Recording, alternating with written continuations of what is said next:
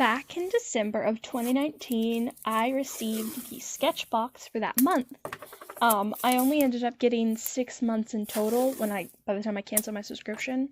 But I never did end up using or even trying out the supplies that came with November's box. But yesterday, I was thinking about things I'd really like to draw on this channel, right?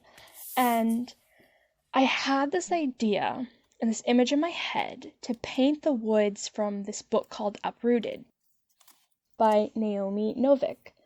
I had this really cool idea to have the main character from that book looking like she's about to enter the woods.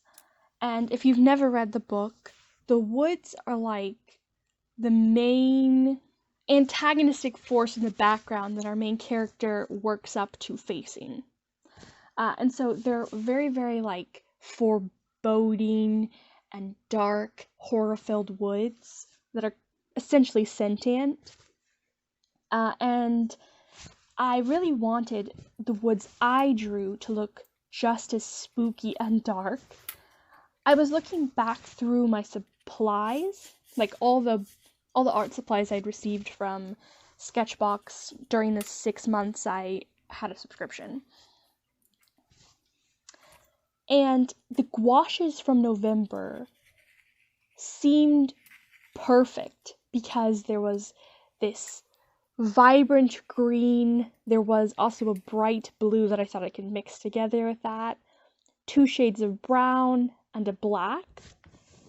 I went to the website generally known as Pinterest. I found a reference image, and really the sketch was so simple because I just wanted to make sure I knew what I wanted, and I just wanted to start painting.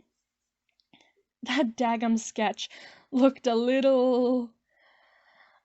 looked like a sketch I had to put no time into. I've never used gouache before, but I have heard lots of people say that gouache is similar to watercolor, but it's more difficult to use because it's easily reactivated. So if you try to put down a second layer of gouache with too much water, you could pick back up the work you've already put down. I did not really have that experience because, being the incredibly impatient person I am, I just while it was still wet, I just kept dabbing on color until it looked like what I want. I'm very, very frustrated to inform you that the middle and a very large part of the painting footage got corrupted. I don't know how, and I don't know why, and I really wish so badly that I could show you that part, because it was really pretty with all the vibrant colors, before they became the muddy colors I wanted them to be. But that can't be helped. Oh, it cannot be helped. I'm so sorry, but I just don't have any of the painting process to show you. Anyway, you've seen, but the colors at first when I started painting were way too brown and bright, not dark and not foresty. But that's where the black paint came in very handy. It made every color I used muddy and dark, which is what I wanted. And as I used it, I realized just how much I was enjoying the bright but deep blue, and where it pooled while it was most wet made an incredibly pleasing, leafy looking pattern, which I, wanted to add more of to the piece, so I did. Like I've said, that whole process is lost, gone. When the camera started working again, I was done with the major part of painting, and it was time to get into all the details. First, I painted our main character, and I cannot for the life of me pronounce her name, so I'll put it somewhere on the screen.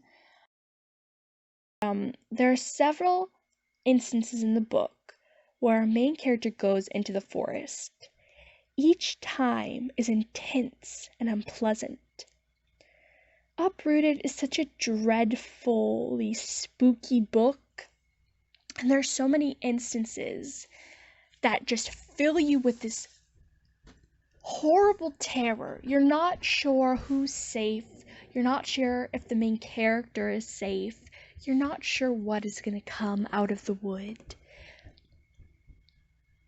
And that really is what makes Uprooted so special as a book, because the whole thing has this frightening, like, scary atmosphere. And a large part of the book, you're just spending your time scared half to death about, like, who's going to survive.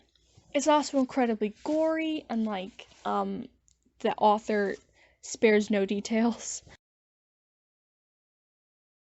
I really wanted to capture some of that gloom in my painting, and I hope I did accomplish that. But I would definitely say, if you have not read Uprooted, it's quite an experience, and if you like horror, which I don't, but I didn't realize it was horror when I read it the first time, I still enjoyed it. It's still one of my favorite books ever. I think you should, like, go check it out if you like horror. It's fantasy, and it's about this young girl who lives in, like, a village on the edge of, like, a sentient wood that's trying to kill everybody in her village. And one day she goes to live with their resident wizard, who tries to protect them from, the horrors that come out of the wood. And she learns that she is so much more than she ever could have imagined. It's a grand book. The scale of it is epic, like epic fantasy, not epic as in cool, although it is very cool. And there's a great cast of characters, very empowering female lead. But I think one of the best things about it is just how deliciously atmospheric it is. Naomi Novik, I've never read anything else by her. Very talented writer. Even if she does have she really enjoys describing clothing. Not the men's clothing, just like all the ball gowns and stuff. I don't know. Anyway,